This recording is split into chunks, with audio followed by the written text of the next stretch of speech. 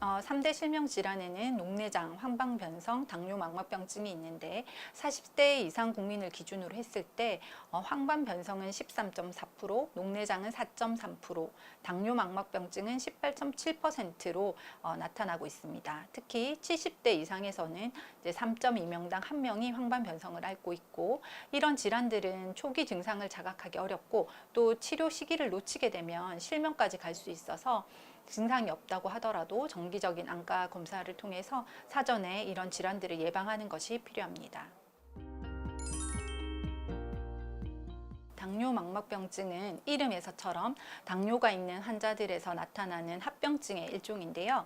높은 혈당으로 인해 혈관이 손상이 되고 눈의 혈액순환이 제대로 이루어지지 않아서 발생하는 질환을 말합니다. 크게 비증식성 당뇨 망막병증과 증식성 당뇨 망막병증으로 나눌 수 있습니다. 비증식성 당뇨 망막병증은 신생혈관이 생기기 이전의 상태로 초기 망막 변화라고 생각하시면 되겠습니다. 대부분의 환자가 여기에 속하게 되고요. 약 90% 정도 환자가 여기에 속하게 되고요. 망막 혈관에 여러 가지 소견과 함께 출혈, 망막 부종 등이 나타날 수 있고, 이걸 그대로 방치할 경우 증식성 당뇨 망막병증으로 진행할 수 있습니다. 증식성 당뇨 망막병증은 비정상적인 신생혈관이 증식하면서 쉽게 출혈을 일으키고 그 주위로 막이 자라서 망막을 잡아당기면서 망막 박리까지 일으킬 수 있는 위험한 질환이 되겠습니다. 그리고 신생혈관으로 인한 출혈로 인해 유리체 출혈이 생기면 눈앞에 그림자 같은 것이 떠다니기도 하고 출혈이 과다할 경우 앞이 아예 보이지 않는 그런 증상이 나타날 수도 있습니다. 일단 당뇨 망막병증은 당뇨 환자에서 생기는 질환이기 때문에 이제 당뇨가 있으신 분들은 자각할 만한 증상이 없더라도 검사가 조금 필요할 것 같고요. 가장 흔한 증상으로는 이제 그 비문증, 뭔가 떠다니는 그런 증상이 좀 생길 수 있고 시력이 조금 저하가 될 수 있습니다. 비증식성 당뇨 망막병증의 경우에는 황반 부종이라든가 이런 것들을 안과 검사를 통해서 확인할 수 있고요. 미세 동맥류라든가 경성 삼출물 같은 것을 확인을 해서 진단을 하게 됩니다.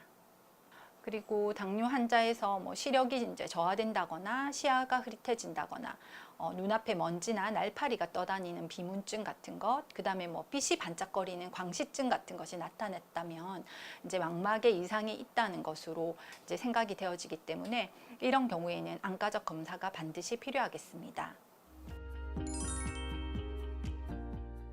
이제 당뇨 망막병증의 이제 정도에 따라서 치료 방법이 나뉘게 되는데요.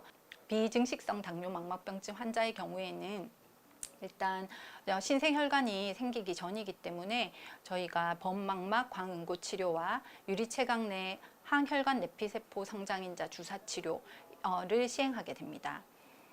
범망막 광응고 치료는 이제 당뇨 망막병증이 진행을 막기 위해서 시행하는 레이저 치료로서 이제 이 레이저 치료를 함으로써 이제 진행된 당뇨 망막병증으로 가는 것을 막을 수도 있고 심한 시력 저하의 발생 위험을 줄일 수 있는 그런 장점이 있게 되겠습니다.